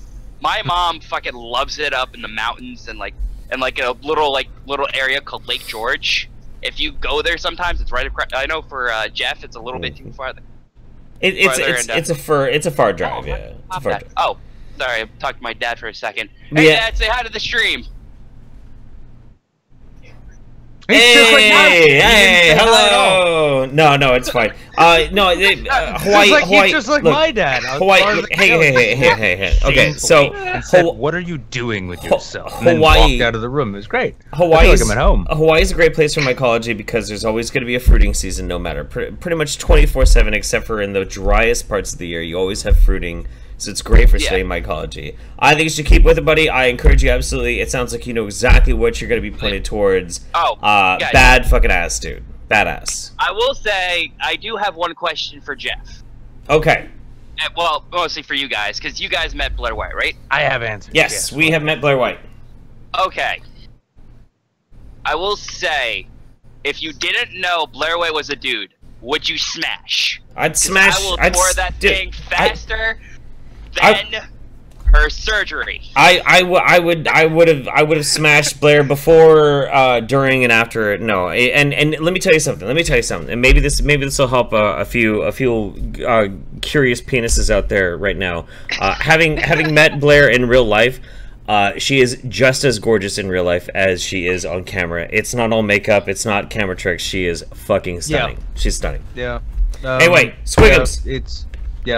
All right. You take care, man. Oh, and tell Sargon. We still remember War of 1812. All right. Well, he's here, so he heard that. Neither of us need to tell him. Hey, Sargon. How you doing? Hey, man. How's it going? It's all right. You can. You can bill us for the White House, I guess. Just for a second. I'm actually a little bit of shock, which is kind of fucking weird because I know Charlie Puth personally, and it's like this is even more of a shock than that. Oh, well, hey, man. But yeah, no worries. Don't worry, we won't let you forget it. All right. Okay. All right, cheers, buddy. Have a good one. Chatelet, my bros. Chatelet. Yeah, no, great guy. I love hearing about people pursuing their dreams like that, especially in academia. Well, I like that because it sounds like an ambitiously focused project. Yeah, it sounds like a nightmare scenario that's about to run out of control in a science fiction film.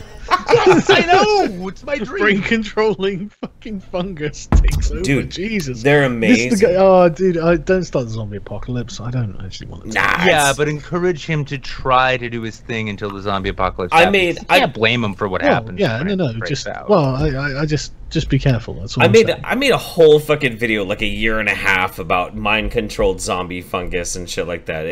We're fine. I promise. We're fine. Like I know the science very well. We're okay.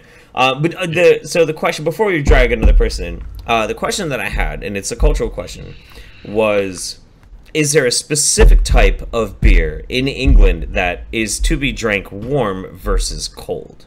Because in America, all our beer is cold. Yeah, there are it's like specialist sort of, I guess you'd call them like craft beers or whatever, like local breweries. And a lot of them aren't meant to be done served cold and whatnot because they're old and they came from a time before like ales and things like that. Before refrigeration. Yeah. Okay. Yeah. Interesting. But I don't generally drink that stuff, so I don't really know. I tend to drink quite light lager because I'm not much of a drinker. Yeah. Lager and Pilsner. God damn it! All right, because this is my thing. All right, Lager, Pilsner, and American IPA are really the only beers you want to drink cold. Because that's when you either, in the case of IPA, you get the notes that they added, or in the case of Lager Pilsner, you don't taste what it actually tastes like. You don't taste that shit. That's how that works. Stouts, sours, bitters, heavy ales, anything with any body to it. It's not meant to be drank perfectly room temperature. It's meant to be drank cellar temperature because that's where the casks used to be stored, just below in the ground. So think like between 45 and 50. That's what you want to drink good beer at typically. Unless it's also, then also Belgian beer because they started making a whole bunch of crazy fizzy shit that needs to be kept on ice. Otherwise it'll explode if you don't refrigerate it. But that's neither here nor there. Okay, cool. I am rolling for the next one. Sorry, I get a question. I hear a question about beer directed at somebody else. I'm like, well, let me tell you. Actually. Okay. Actually. So, real quick before we do pull this person in, I already have you selected. I don't know if I read Ideological Limbus before, but blessings to you, my dude Chatelet. But it was a good tip, and it was a big tip, so I'll say it twice if I did. Mr. Tickle Trunk says, Jeffrey laugh is made of fucking sunshine, never change. Let me tell you something. Some people have been saying, because I've been doing Jerk of Peasants recently, and some people are like, Jeff's laugh is so forced. Let me tell you why I laugh so fucking much. I'm gonna reveal it to you right fucking now. Most of my life, my adult life, I have had really bad fucking teeth, and that is because I got hooked on really fucked up, but legal, speed, ephedrine pills. Ate a fuck ton of ephedrine pills for a year and a half. Fucked my mouth up so fucking bad. Only a year and a half ago, I finally got a chance to go see a fucking dentist and start getting my teeth fixed. Now, my teeth are still all jacked up and kind of fucked up a little bit, but they're fixed enough now that I finally, after over a decade, can laugh and open my mouth. And when I finally did, that fucking weird-ass sound came out of me, and I thought it was the most funny thing I'd ever heard in my life, so I just kept doing it. So I have a decade's worth of laughter to catch up on. So if you don't like my laugh, kiss my ass. I love laughing. I love laughing, and that's the reason why. So, thought I'd share that with you guys. Let's pull in Maori, or Maori.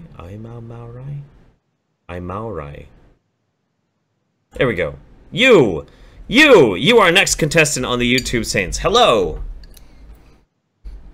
If you're here. Holy shit again. Yeah. Nice to see you again. Hello. Goodness, hold on. Let me mute myself. Okay. That's not very conducive to speaking with people.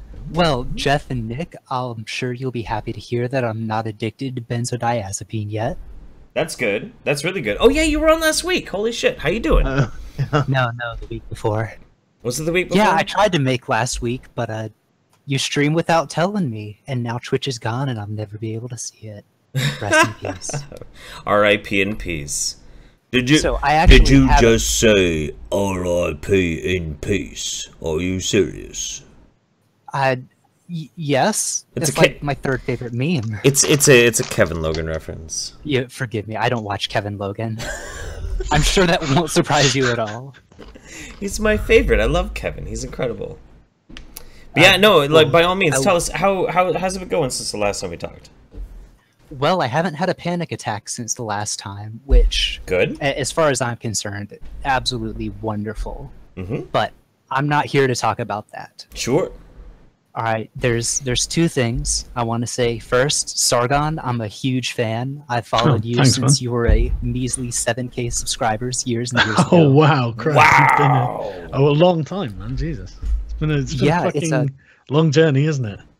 No, it has, and I've seen a lot of the development of your personality over time, and even looking back on your old content and the content of that sort of era of the skeptic community, if you allow me to call it an era. Like, there seems to be more of a hostile nature when debunking people, but now that I guess call it tone of debunking video has been completely left behind. That's an interesting development. Sorry, can you say that again? Because you kind of cut out for me there briefly. I kind of missed the end of that. Oh, goodness gracious. I'm sorry. It's probably my equipment. I don't know what happened, but you kind of cut out a bit for me. No, I was just commenting on how the tone of the skeptic community since I've been subscribed to you initially has changed quite a bit.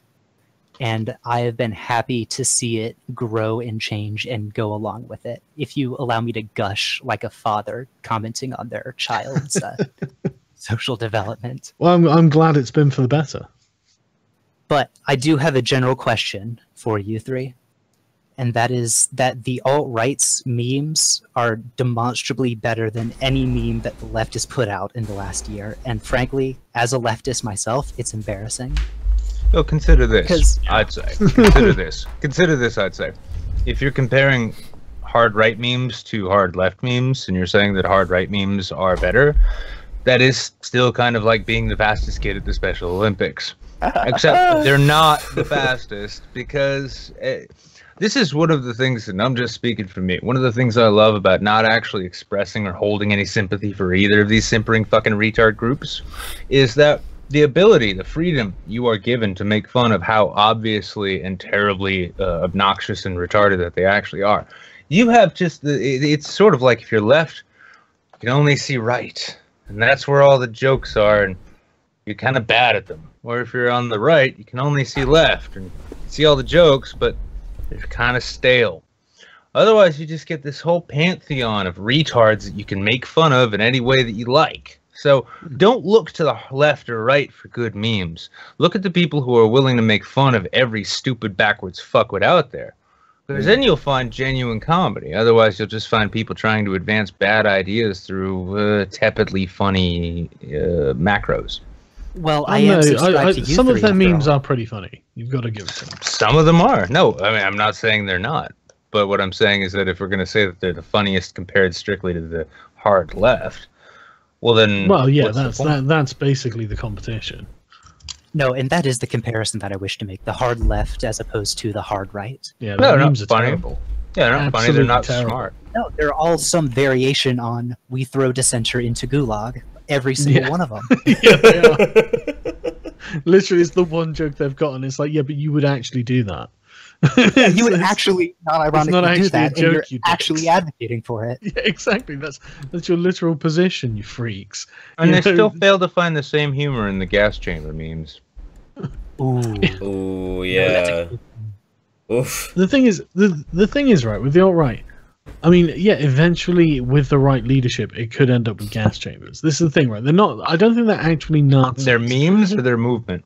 The movement. It could end up. I mean, it's got the right philosophical basis to end up as something like Nazism, in the same way that, like, you know, someone like there are communists, like, I mean, like any one of these sort of ones who are like, oh, I'm a peaceful anarcho-communist type or whatever, you know, but they're like, they say, no, I don't like Stalinism. So, okay, yeah, great.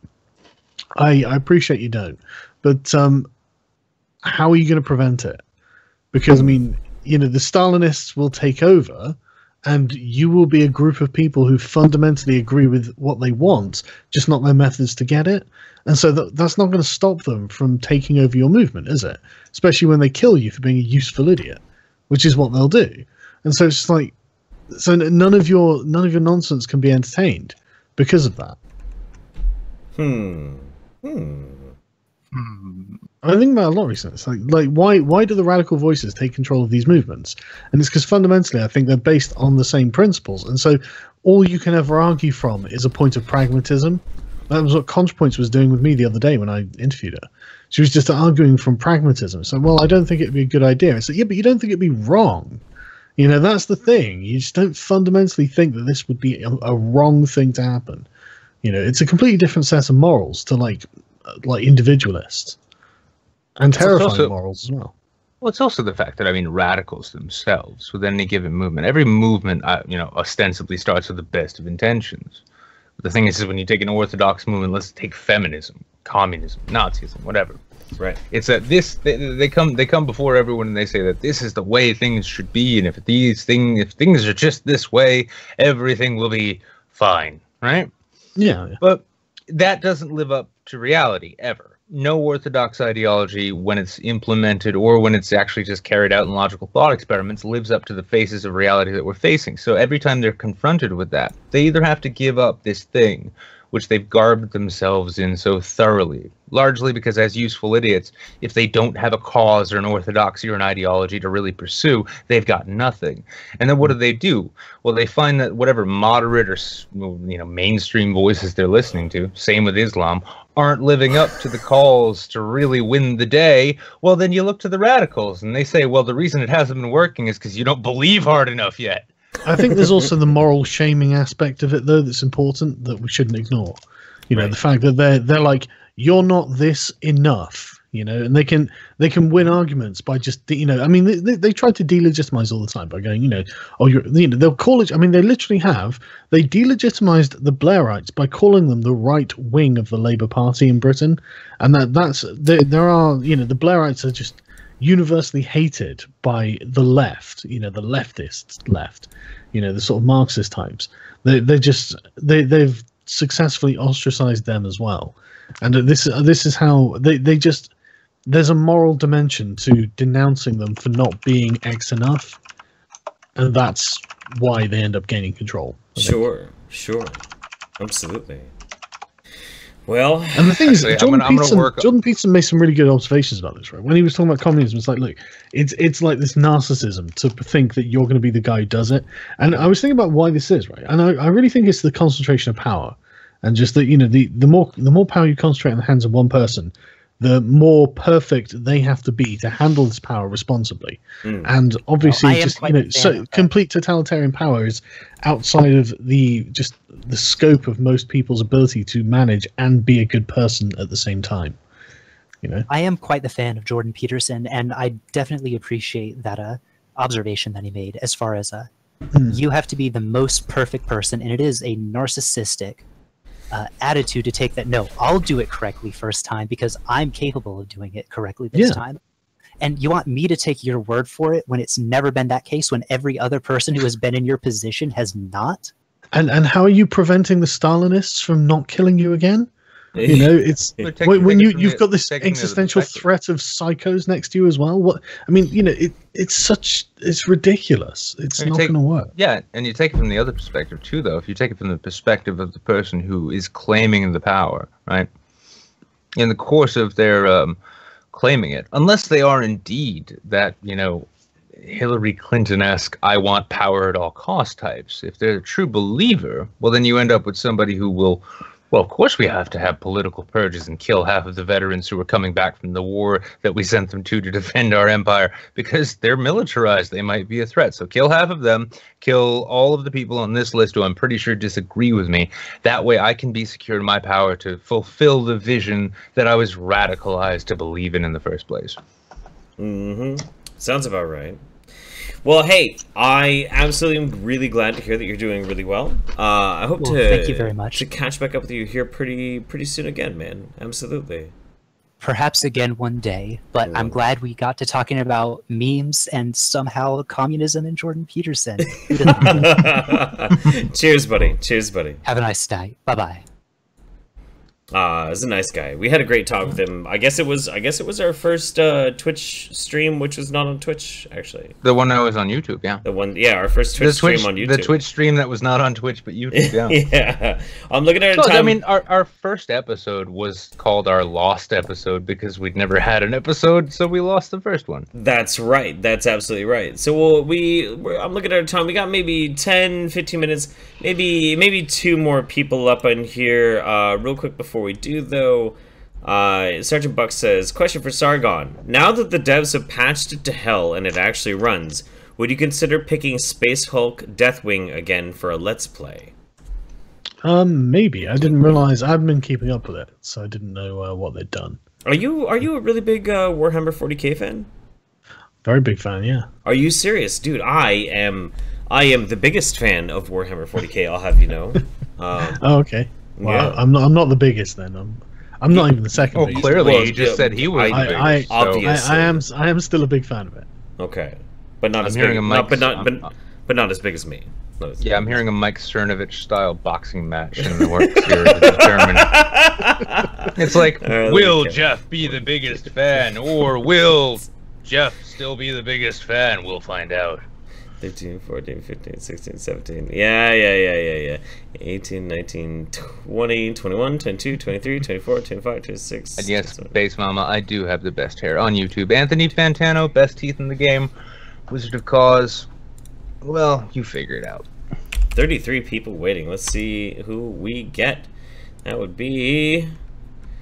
Oh my god, this counting is bullshit. I need someone to automate this for me. 1, 2, 3, 4, 5, 6. Just people send Jeff big, boxes full of DVDs to Sesame Street so he can get good at that. And that would be... Where... Oh shit! Oh, I know this fucking guy. Jesus Christ. Is it this guy? It's this guy. Oh, this fucking guy. And it's fucking JT. What's up, JT? If JT's there. JT thought he'd preemptively mute himself and everyone else so that he didn't get any feedback like the last guy. Maybe. Good thinking, JT. It's just, here's the thing, I know you were in the army and shit. There is such a thing as over-prepared. It's true. It's totally true. JT, we're gonna give you 60 seconds, bruh. You gotta show up, bruh. Otherwise, oh, by the way, Sargon, do you play GTA? No. Oh, nobody's perfect, I guess. Nope. Probably don't play PUBG either, do you? I don't play much these days, to be honest. Oh shit, man! There we go. Hey. Too busy reading interpretations of the Communist Manifesto to jump into a little Grand Theft Auto. I see. What's going on, JT? How you doing, buddy? Oh, and now you're muted. JT, I'm gonna fucking choke you. Can I can't unmute the motherfucker. No, you can't force unmute somebody. Of course, JT, because I'm muted. So, hey, what's going on, buddy? now that we got that all figured out, Yeah. what's up, Sargon? Nice to meet you, man. Hey man, how's it going? And how you guys doing tonight? Oh, fantastic. Phil, how late is it over where you're at, Sargon? No idea. Quite late. That's pretty late. 2 in the morning, I want to say. Yeah, 2:18. I have to say, I'm happy we finally got you on, because we've always wanted to have you on for the Sunday show, but like, I guess the Sunday show starts at like, I guess like 3:30 in the morning for you, so that's not gonna work. It's just not gonna work. No, that's not gonna work. Yeah, it's pretty crazy in Europe, man. Last time I was there, man, like making phone calls just back to family and stuff. Holy shit.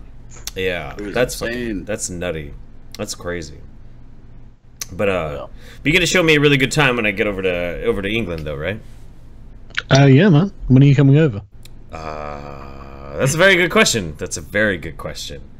He's gonna let me know so I can come with him. Yeah. I've never been to England. I've been to Ireland, not England. No, I think it's a hell of a good idea. I think it's a damn good idea. We'll have to do like a proper. I guess there was that big. Well, honestly, you guys should come to Milwaukee. You guys, everyone should come to Milwaukee. It'd be good fun. Yeah. Oh, I would if I could. When is Mythicist I'm about to move in with a buddy. Milwaukee? When is Mythicist Milwaukee? It's like an atheist conference. No, I know it's what infested. I know. Completely infested with SJWs. That sounds perfect. Yeah. Oh, when is it? I'll convert them to the shitlord ways with my penis. When is it? Which one of your penises? Leroy, Mr. Wiggles. When is I'll this bring 'em happening? all. I'm looking forward to. About 2 weeks time. Yeah, I'm trying to actually find out the specific date, because here we go. Saturday, September 30th. September 30th. Okay. Oh yeah, I ain't gonna make that. No, I ain't gonna make that. Yeah. Well, I mean, I don't know. It's not impossible. It's totally not impossible. But I would. Oh, yeah, that's impossible for me. Is it? God damn. Yeah, round trip 750. You're probably looking at the wrong. You're probably looking at the wrong area. There's ways to get. There's ways to get. It's Milwaukee. How many people actually want to go to fucking Milwaukee? Come on, it's fucking Milwaukee. I don't know. Yeah, anything you about got some Milwaukee. you got some fucking shit up your sleeves for flying, don't you, Jeff? I do actually. I do. I Yeah. do. Actually, no. If I took a flight to Boston, that'd be 213. Round trip. That's not bad. No? Round trip? That's not bad at all. With no hesitation, I would totally go to Milwaukee. Except I bought a gun this month. I bought a fucking gun, and so I know. Very American. Isn't that the most American thing you've ever heard of? Like, I would totally go and do Pretty this fucking awesome American. thing, but I bought a gun. So I'm sorry. Yeah, but you know Mems is good enough to fucking operate that gun. What kind of gun did you buy? I got a Ruger SR40C. That's not bad. Ruger's ain't bad. I'm looking at that Glock Gen 5, man. That's looking like a sexy Glock. Let me tell you, I had one of the most American moments of my life. And Sargon, you'll probably appreciate this quite a bit. So I go to this gun show, which is the most American thing you could possibly do, is go to a gun show.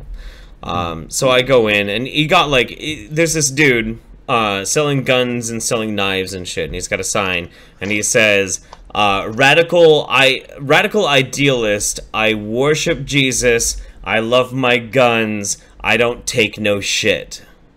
And okay. Alright, Wow. cool. Sounds like a Sweet. badass. But he was a really nice guy. He's a really nice guy. I think that was JT's cousin, wasn't it? He took I one might have been. he took one look at me, and he had one of those looks that usually the good old boys do, and they're like, mm-hmm. He looked like one of them one of them hippie faggots. What you doing up in here? This sort of thing. But I was like, hey, I'm looking for a carry piece. I'm looking at maybe this caliber or this caliber. I started speaking his language. He was like, oh, well, that's very oh. And I could see in his brain, he's like, but does this man love Jesus? Well, I don't know, so I can't like him yet, but I can be kind of neutral with him right now, right? Yeah, thing is, if you look up the model, Jeff, because I believe in freedom and justice for all, except for queers and non-Christians. So, now, like, we got to make sure we ain't selling the guns to the wrong people. Now, Jeff was so good, though, at reciting Bible verses that don't exist, but he didn't know because he ain't read the whole thing neither. Now, he was good enough with them Bible verses to the point when this fancy Ruger of his came through, it was pretty much had a big old Mexican flag with the Santa Maria right on the front there. Now, he figured a probably homosexual type of hippie like Jeff wouldn't be fine. You know, he'd be just fine with a Mexican firearm made in possibly Germany with an American stamp on it. He had no problem with it. So ultimately, the thing's just basically Jeff bought a Mexican Glock, is what he's trying to tell you. I did not. No, I did not. But so I'm going around in this gun store, right? And I'm having a good time. I'm talking to a bunch of different people, you know, and and obviously the main topic that we're talking about is either guns and knives and that sort of thing. Everybody, when you go to a gun show in America, it's really interesting because no matter how wingnutty they seem to be, when you talk to them about guns, the thing about American gun dealers is they are so absolutely stringent about safety. They are no bullshit about it. It's really interesting. But they also have a really morbid sense of fucking humor. And so I go to this table, right? And this one gun dealer, they have this gun. It's a Glock 43. It's a very compact 9mm pistol. So but you got one of those, yeah. Yeah, but the thing is, there's a custom fucking painted surface that's then like coated in a sort of laminate, so it has like a custom paint job all across the gun. And I shit you not, this gun, it's a pistol. It is a fucking legit firearm, but it is painted white, and on top of that is $100 bills. Yeah, muffin. Yeah, right. So you have this gun. I blew that boat clean out of the water in the first half of the show. Don't worry about it. You have this gun, and this is why it's so ridiculous, and why I love gun culture in America. Because you know, people are like, Americans are gun crazy, and it's true. We are. We're totally gun crazy. We're totally gun crazy. But we also have a sense of humor about it too. So I pick this fucking thing up, and I look at it, and I have it in my hand, and I look at the woman who's selling it, and I'm like, are you actually fucking serious right now? And she looks at me and she's like, I figured either some gangbanger was gonna buy that shit, you know, somebody who doesn't have a record or whatnot, or somebody who thinks it's really ironic and wants to buy it. That looks kind of like you. Are you buying that gun? And I'm like, oh. And I gotta tell you, I was really tempted. I bet you were. I didn't like the gun. I didn't like it at all. It didn't feel good. But like the idea of having an actual instrument of death covered in $100 bills, that's really hard to turn down. That's pretty beautiful. That's so hard to turn down. The first pistol that I got was a .226, and it's a little big to conceal. It's a 40 S&W. Oh, it's SIG, yeah. So I'm looking into a Glock 19. My sister's got the 43, like I said, and it's a smaller mag capacity. Because my brother-in-law, her husband, he's a cop, so he like pretty much held her hand through the process of getting a CCW and all that stuff. So he's really knowledgeable in that, all that stuff. Well, to bring our guest into it, I mean, Sargon is a man who's fired a bow and arrow in his backyard. What do you think of all JT's choices there? I don't really know anything about guns, but I have fired guns before. Yeah. Did you make it to a range when you were out here, by the way? No, I didn't go to a range. Wait, there was a number of YouTubers who did during VidCon go to a gun range, and I thought that was actually kind of. Dave had a blast. Dave Rubin, Dave Cullen. Dave Cullen, yeah, no, Dave Cullen did go and shoot guns at a gun range. I thought that was pretty interesting. Thought that'd be a lot of fun.